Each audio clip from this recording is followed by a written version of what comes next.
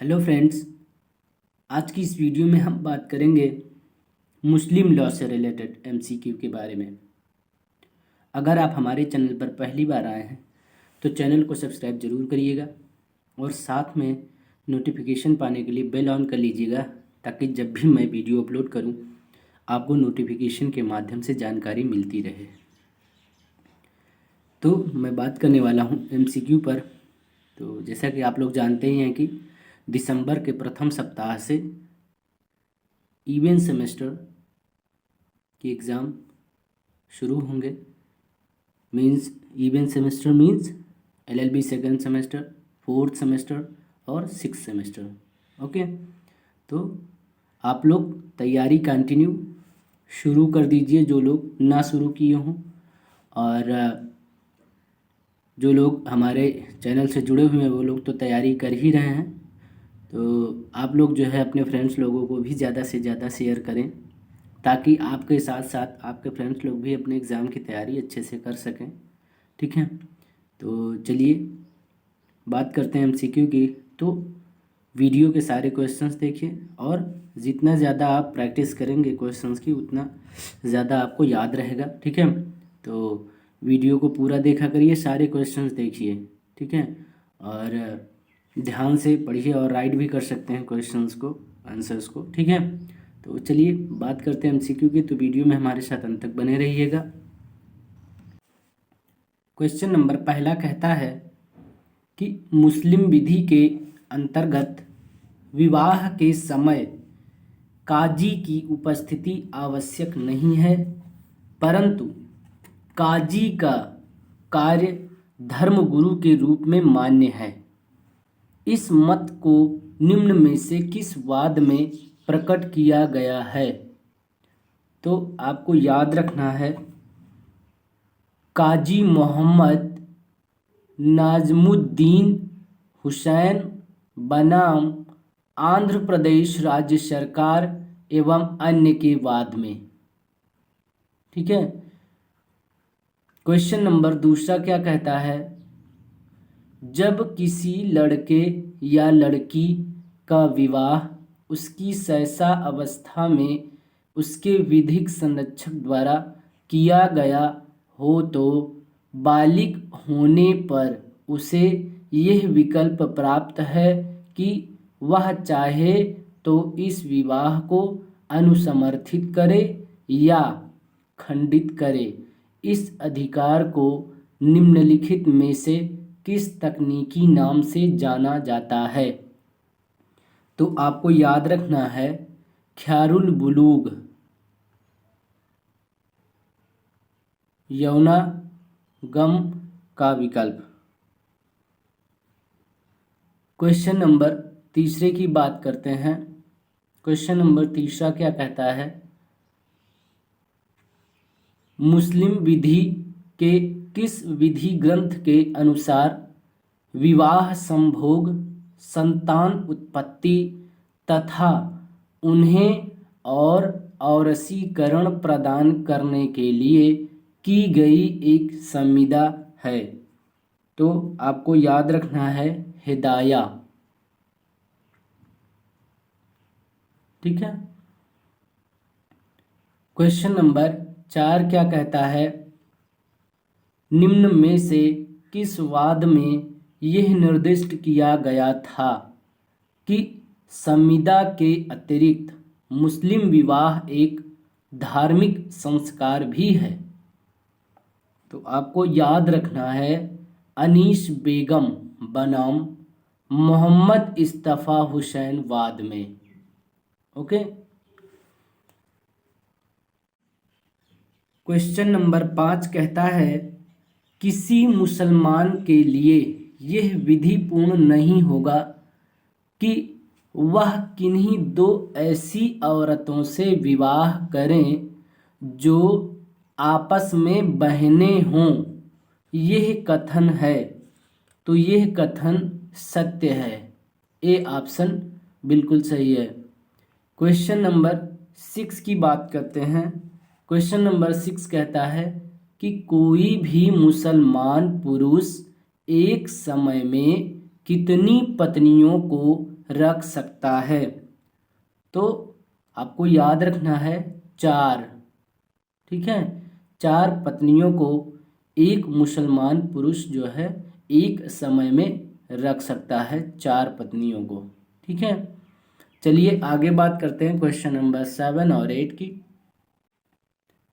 Question number 7 कहता है कि 4 पत्नियों के रहते हुए जब कोई पुरुष पंचम स्त्री से विवाह करता है तो ऐसा विवाह शिया विधि के अनुसार शून्य होता है, किंतु सुन्नी विधि के अनुसार केवल अनियमित। यह कथन किसका है, या सत्य है या असत्य है?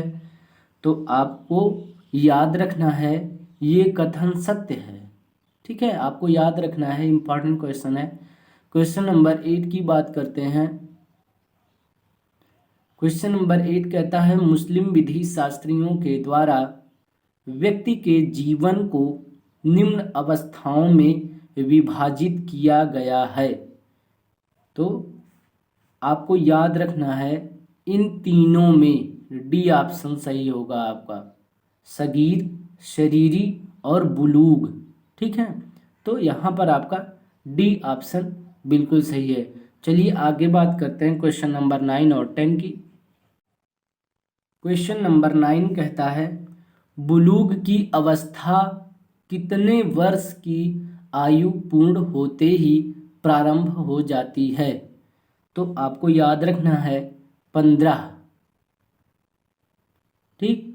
15 वर्ष की आयु पूर्ण होते ही जो है बुलूग की अवस्था प्रारंभ हो जाती है। याद रखिएगा, इंपॉर्टेंट क्वेश्चन है। क्वेश्चन नंबर 10 क्या कहता है? क्वेश्चन नंबर 10 कहता है कि निम्नलिखित में से किस अधिनियम के प्रावधान को यदि सख्ती के साथ लागू कर दिया जाए तो ख्यारुल बुलूग, ओके, ख्यारुल बुलूग का प्रावधान स्वतः निरर्थक हो जाएगा, ठीक है। तो आपको याद रखना है बाल विवाह निषेध अधिनियम, बी ऑप्शन सही होगा आपका। इम्पॉर्टेंट क्वेश्चंस हैं, वीडियो को लाइक कर दिया करिए आप लोग, वीडियो को आप लोग लाइक नहीं करते हो। क्वेश्चन नंबर 11 क्या कहता है कि मुस्लिम विधि की सुन्नी शाखानुसार, सुन्नी लिखा हुआ है ये, ठीक है। मुस्लिम विधि की सुन्नी शाखानुसार विवाह को निम्न में से किसके द्वारा साक्षीकृत होना चाहिए? तो आपको याद रखना है यहाँ पर 2 पुरुष या 1 पुरुष तथा 2 स्त्रियों द्वारा, ठीक है। क्वेश्चन नंबर 12 क्या कहता है कि मुस्लिम विधि के अंतर्गत वैध विवाह के निम्न विधिक परिणाम हैं। तो आपको याद रखना है यहाँ पर डी ऑप्शन बिल्कुल सही होगा, ये सभी। अब आपको याद रखना है ये सभी सही हैं। तो देख लेते हैं A option, B option, C option में क्या कहा है, ध्यान से सुनिएगा।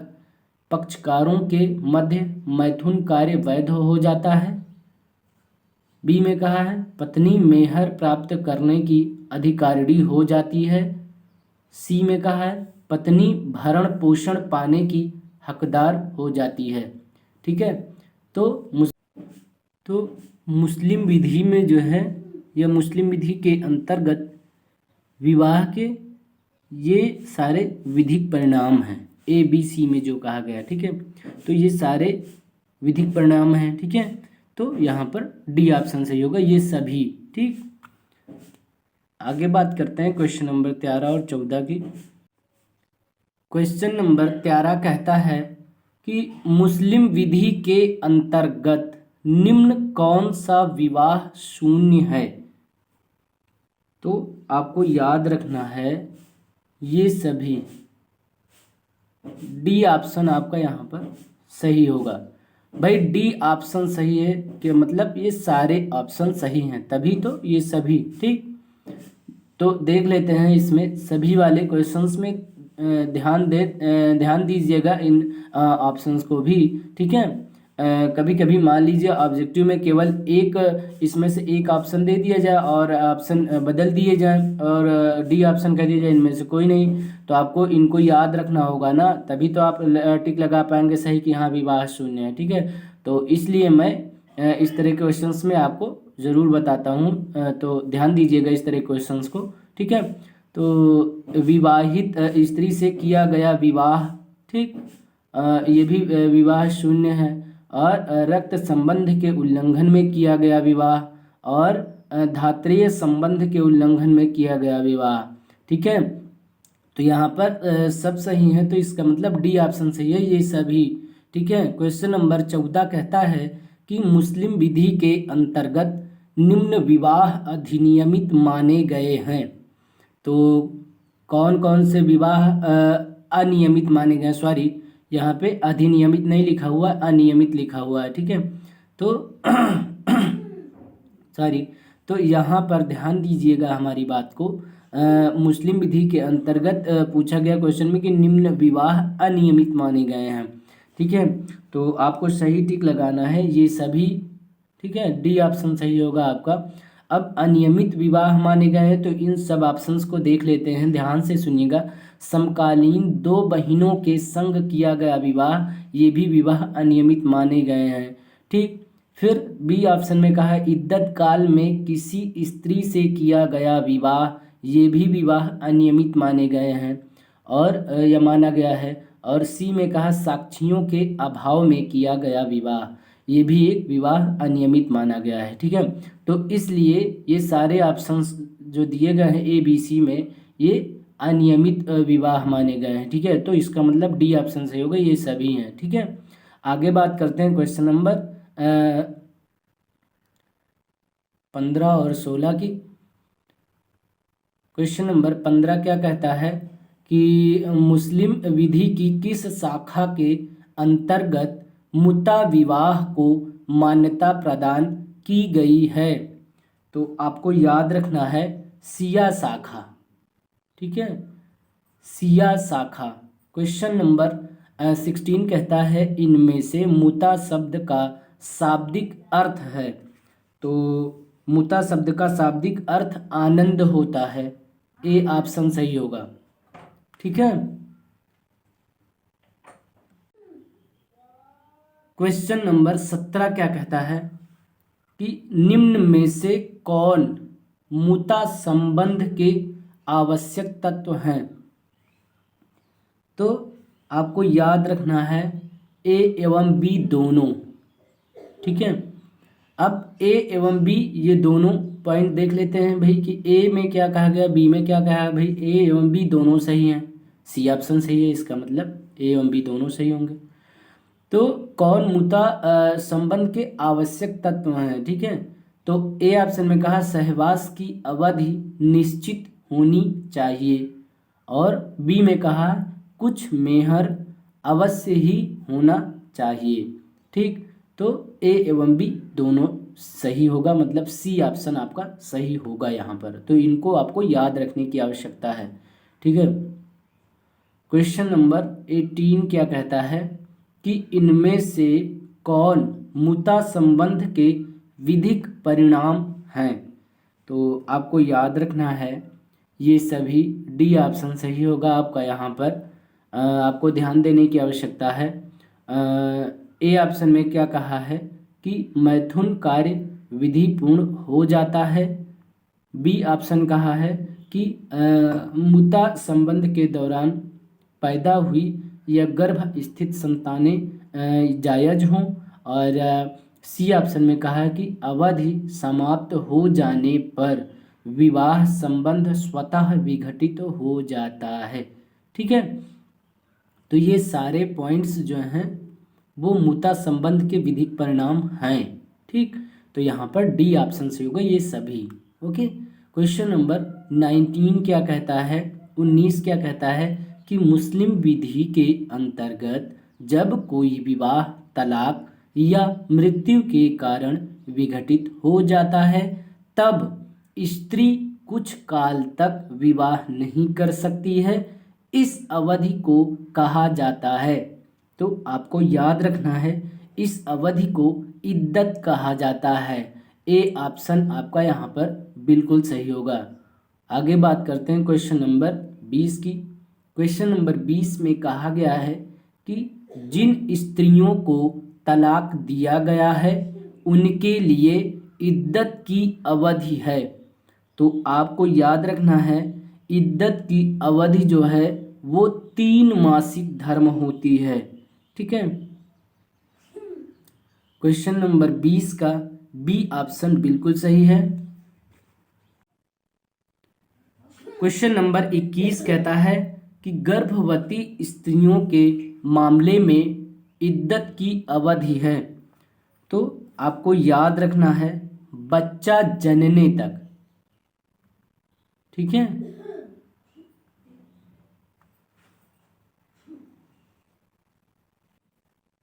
आई होप कि आपको वीडियो पसंद आई होगी। आप लोग वीडियो को लाइक करिए और अपने फ्रेंड्स के बीच इस वीडियो को ज़्यादा से ज़्यादा शेयर करें, ताकि आपके साथ साथ आपके फ्रेंड्स लोग भी अपने एग्ज़ाम की तैयारी या अपने एग्ज़ाम की प्रिपरेशन अच्छे से कर सकें।